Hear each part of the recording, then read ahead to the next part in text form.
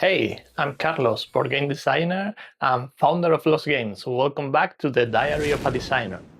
Each week, I take you inside the real process of building Throne of Etherwyn. And today I want to show you something we've been working on for a while, the Undead faction. This one is personal and it's one of my favorites. From a design perspective, the Undead have one of the boldest visual identities in the game. The faction frame and the faction icon are striking, dark, recognizable, and immediately different from anything else on the table. Jesus has been illustrating this game from the beginning, and his work on this faction includes two of my favorite pieces he's done for the whole project. The first is the Vampire Lord. The second is Theo, the Tomb Guardian. Both characters are set against a graveyard background, and that setting does a lot of work. The color palette that comes out of it is specific to this faction. Dark, atmospheric, instantly readable. The compositions are original. These don't look like generic fantasy art, they look like Throne of Etherwyn. For the military units, we went with the Black Knight and the Bone Dragon. The Bone Dragon has a longer history than most cards in this game.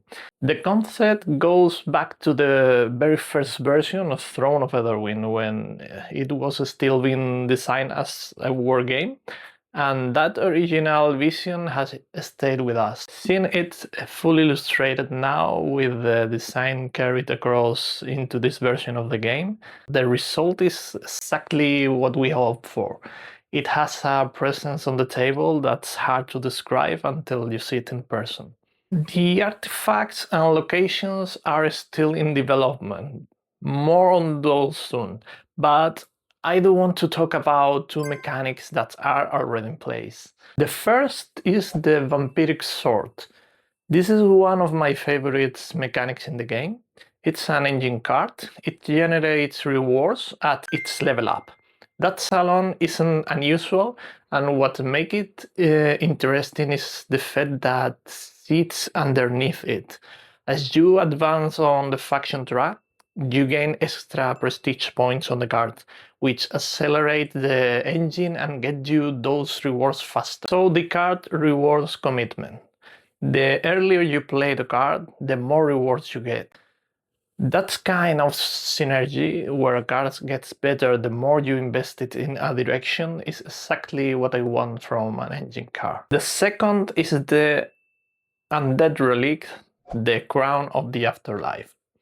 This card scores victory points at the end of the game based on how many endgame effects you have in play. If you build your strategy around stacking those effects, the crown can generate a huge number of points in the final scoring. It rewards players who commit to a complete strategy, not just individual powerful cards. That's the kind of decision we are designing towards. Facts and locations are still being finalized. I will share more as soon as we have them ready. This one is one of my favorite factions in the game. I hope you enjoy the design as much as I do. If you want to follow the full development of the Throne of Etherwyn, subscribe and hit the bell. New episodes every week, and I see you in the next one.